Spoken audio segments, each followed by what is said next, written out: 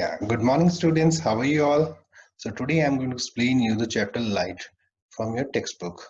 So first of all, we'll just start by the definition what the light is.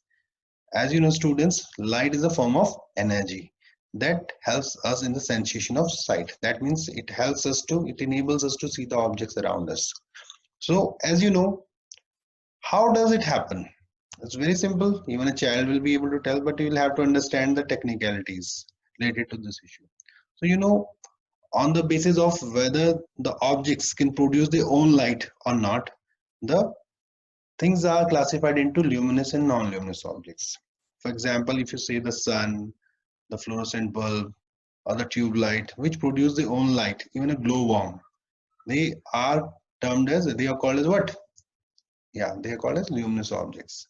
And the objects like ourselves, table, chair, and everything that we see around us, like walls of this room. Yeah, these are non-luminous objects. Okay, so this is something quite simple. You're aware of it. So I will refer something from your textbook also. I'm going to then show some presentation to you. So let us start. I'll share the screen with you. Just give me a second.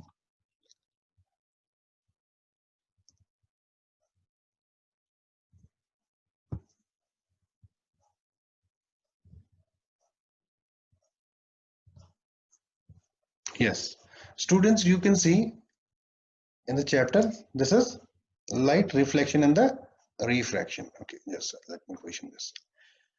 So I'll just read the para from your textbook. We see a variety of objects in the world around us. However, we are unable to see anything in a dark room. On lighting up the room, the things become visible. What makes the things visible? So we all know it is the light. And let me explain it to you how it happens. The light from the luminous objects fall everywhere. That means like if you light up a bulb in your room, then the light will fall on a non-luminous object like a table. Okay, and it gets reflected back, making different angles, and then it is received by our eyes. Eyes in turn send the message to the brain. It converts the signals which are received by the reflection. Okay, and the brain interprets and tells us what the object is, what is the color, what is the size, all those things. That means the this phenomena is basically working in such a way that the reflected light comes to our eyes and our eyes interpret the signal. That is how we are able to see the objects around us. Okay, children? An object reflects, I'm reading over here. An object reflects the light that falls on it. This reflected light, when received by our eyes, enables us to see the things. We are able to see through the transparent medium as the light is transmitted through it. There are a number of common wonderful phenomena. In this chapter, we are going to study about like some of the common phenomena like right. Basically, we are going to focus on the how the light behaves when it passes through like a lens and when it is reflected back through a mirror. We are basically going to focus on the spherical mirrors in this chapter. Okay, there are wonderful phenomena that are related to the light, which we are going to study in the next chapter also, like formation of rainbow, twinkling of stars, dispersion of light. But we'll just give you a brief description in this chapter also. Okay, so I'll just share a presentation with you so that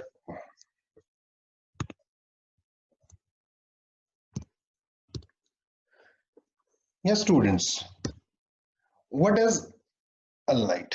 We've already discussed it. So, okay, children, light is, yeah, light is a form of energy which helps us to see the objects. When light falls on the object, it reflects the light, and when the reflected light reaches our eyes, we see the objects. We all know that the light travels in the straight line. The common phenomena of the light formation are the like formation of shadows. You see that when you obstruct the straight path of the light, the shadow is formed, isn't it? In case a bulb is there, you stand in front of the bulb, then it will cast a shadow. So that is also because of the reason that light travels in a straight path. Okay, and like the common phenomenon of the light are the formation of shadows, the formation of the image by the mirrors in the lenses, bending of the light, twinkling of the stars, and the formation of the rain. Okay, yes. So, what is reflection of light? As you know, when the light falls on a highly polished surface, like a mirror, most of the light is sent back into the same medium. This process is called as reflection. So you are very much aware of it. You learned about the reflection in your class 8 also. So I'll just quickly just cover this topic. And there are the two laws of reflection. What are the two laws? Like if you can assume that this is a mirror and this is a polished surface from one side. And if the light is made to flash obliquely on this mirror, it will get reflected back like this, isn't it? This ray of light is called as what? Incident ray. This is called as a reflected ray. And this is an imaginary normal, which is always perpendicular to the mirror. So the two laws of the reflection of light, that is the incident ray, the reflected ray, and the normal at the point of incidence all lie in the same plane. That is law number one, or you can call it two. And the another law is this angle. The angle formed between the angle of incidence, incident ray, and the normal. You call it angle of incidence. And the angle formed between the normal and the reflected ray, that is called as the angle of reflection. I and R, represented by I and R. So the these two angles are equal. The first law says that I is equal to R. The second law says that what? The incident ray, the reflected and the normal at the point of incidence all lie in the same plane, children. Okay. So now, as I said before, we are basically going to focus on the spherical mirrors in this chapter. So you know what the spherical mirrors are? Yeah, which are like generally the looking mirrors which we use at our homes are the plane mirrors. But the spherical mirrors, you can take an example as like a, a concave mirror. I'll tell you what a concave and convex is. Like you can take an example of a spoon.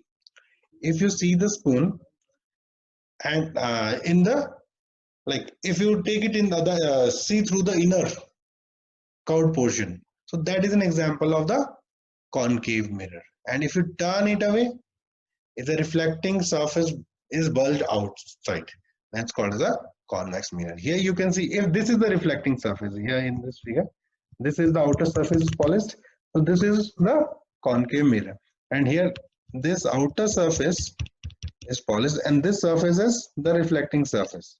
So this is called as what? Convex. This is an example of convex mirror, and this is a concave mirror. What it is? Concave mirror. I think most of you know about it. So a spherical, what is a spherical mirror? A spherical mirror is a curved mirror which is a part of a hollow sphere. Okay. Spherical mirrors are basically of two types, the concave and the convex mirror. It's not the complete sphere. You can say it's just a part of the sphere. You can make an imaginary circle like this. So it is part of the sphere. Okay. Then you know that about the concave mirror. Let me tell you that before. A concave mirror is this spherical mirror whose reflecting surface is curved inwards. So you can see that the reflecting surface of this mirror is curved inwards, and whereas the reflecting surface of the convex mirror is curved outwards. Okay, I'll just go through this. In the convex mirror, the spherical mirror whose reflecting surface curved inwards. Yeah, you can just change this. This should be outwards. Okay.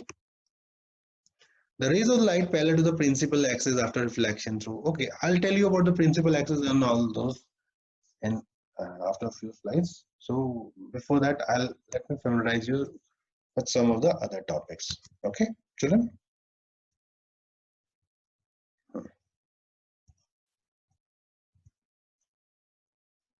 You'll have to understand some terms related to the mirrors. Okay, I'll just draw a figure for you. Yes, you. Let me tell you.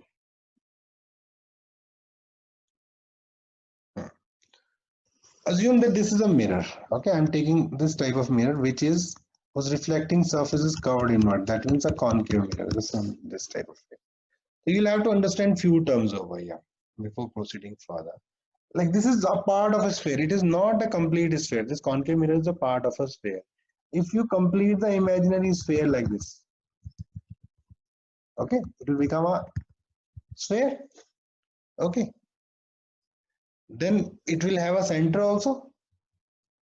Any circle has got a center.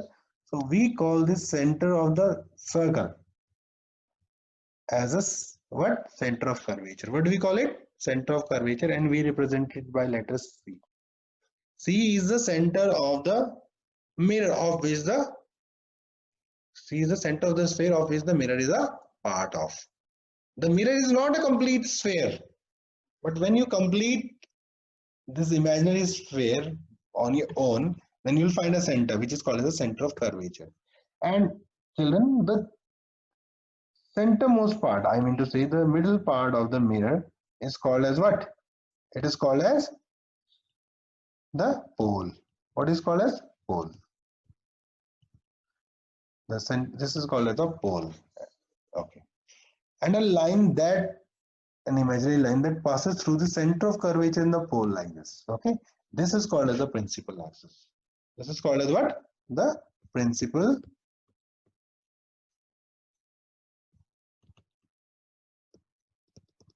axis. Now children, you'll have to understand a few more terms. So far I have explained you the center of curvature, the pole, and the principal axis. So children, you know the distance between the center and the circumference is called as radius. Similarly, the distance between the center of curvature and this pole is called as the radius of curvature and is represented by the letter capital R. Okay, this is the distance. So we'll represent it by capital R. R is what? The distance between the center of curvature and the pole. I hope must have understood it. Now, the next thing that is very important is the focus. What is focus? Children, as you know, like I'll explain you with this figure, you can see this is the principal axis. Okay. Now, when you flash like a torchlight or any a parallel beam of light on a mirror like this, okay, like assume that this is a mirror and you are flashing light like this. That means the parallel to the principal axis. In other words, when you can say that when a ray of light parallel to the principal axis strikes the surface, it gets reflected.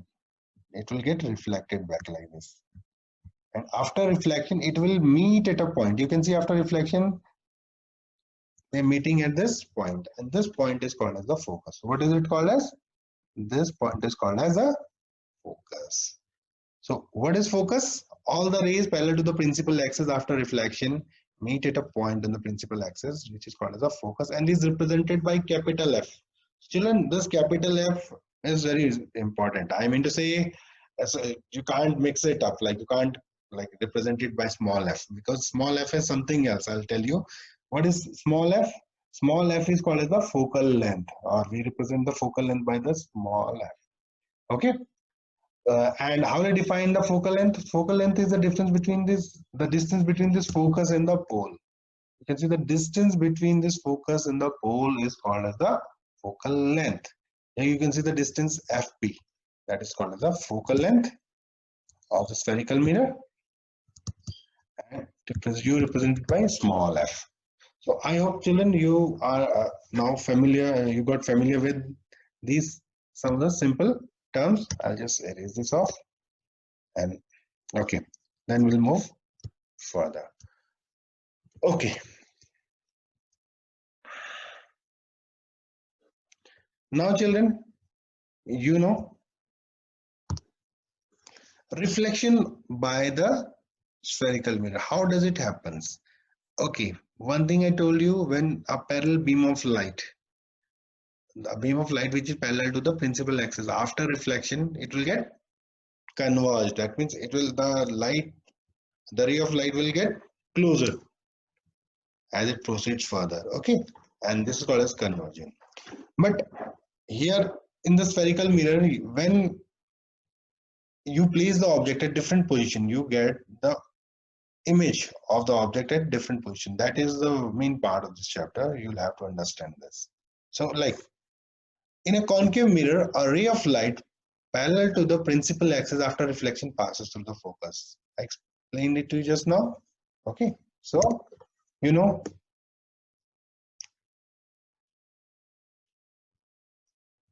you can see this, a ray of light is coming parallel to the principal axis, and now after reflection it is passing through the focus. Okay children, so this will happen the same in the concave mirror also, but now you can see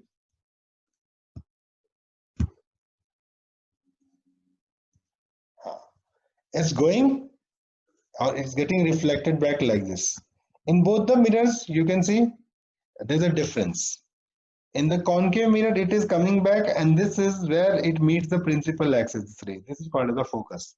But in this second part, in this convex mirror, you can see the ray of light is getting diverged. That means it is not meeting this principal axis.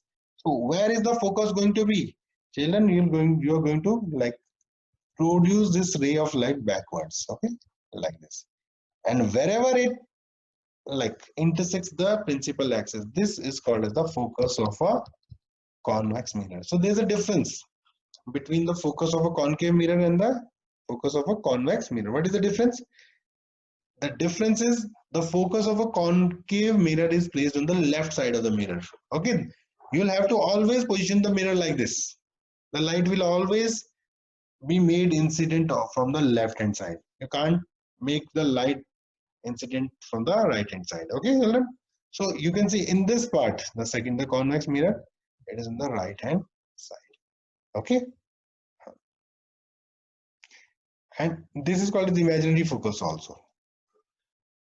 Now a concave mirror, in a concave mirror, a ray of light passing through the focus after reflection goes parallel to the what? Principal axis. That means whatever we studied just now, this is the converse of that, the reverse thing. That means if you make a ray of light pass through the focus, okay, earlier we were taking it like this, so it was coming back through the focus, but now we are passing a ray through the focus. So children, what will happen? It will get reflected back, making it parallel to the principal axis. These two lines are going to be parallel. So this is the converse of first law that we just studied. Okay, so let me tell you.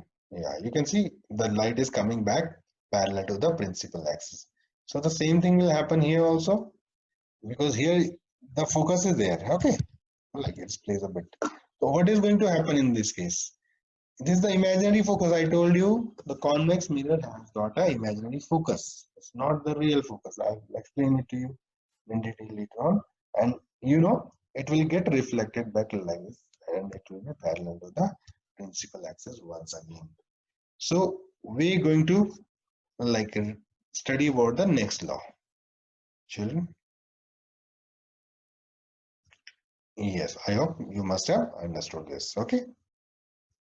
Now, the third law says that when a concave mirror, in a concave mirror, okay children, in a concave mirror, a ray of light passing through the center of curvature after reflection is reflected back along the same path. That means if you make a ray of light pass through like this, can you see this one?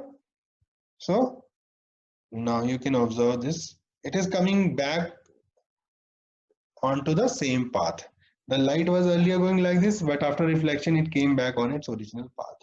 So this is what happens when you make a ray of light pass through the center of curvature. So similarly over here also, like here, this is the focus, center of curvature will be somewhere over here. Like if you make it, this ray of light pass through the focus, although it is not going to pass through the focus in this case because the focus is imaginary, it will get reflected back even before that. It will come something like this. Okay, so let's see what will happen. So children, you can see in this case, again, it is going to trace the same path. I mean to say it won't be like this. Okay, it's not going to be like this, children. It will like go like this, and it will retrace it. We call it, it will retrace its path. Retrace its path means what does it mean? Just once again, I'll take the pen. It will, like it is going like this, so it will come back onto the same path. So this is the third law of. Now the fourth one I'll tell you, like in the concave mirror, if you make a ray of light incident on the pole, you know the center part of the mirror is called the pole, then it will get reflected back making the same angle. That means like in the plane mirror, yeah, in the plane mirror, you know, angle of incidence is equal to angle of reflection. So the same thing happens when you just make a ray of light incident on the pole. So the same thing will happen here also. If you make like this, it will also get reflected back making the same angle, children. Okay, I'll just erase this so that you can see the figure with clarity once. Okay, children, one more thing I must tell you, that you can see this is the focus, okay, and this is the center of curvature, and this entire distance is called as the radius of curvature. So there's a relationship between the focal length. You know, the distance between the focus and the pole is called as the focal length, and the distance between the center of curvature and the pole is called as the radius of curvature. So you will find that the radius of curvature is equal to twice the focal length. This is the formula. R is equal to 2f. Okay. You can see this in the figure also.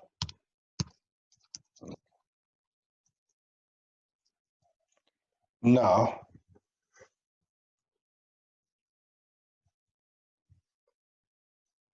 yes. So it is making the same angle over here. You can see angle I will be equal to angle R. Okay, this I.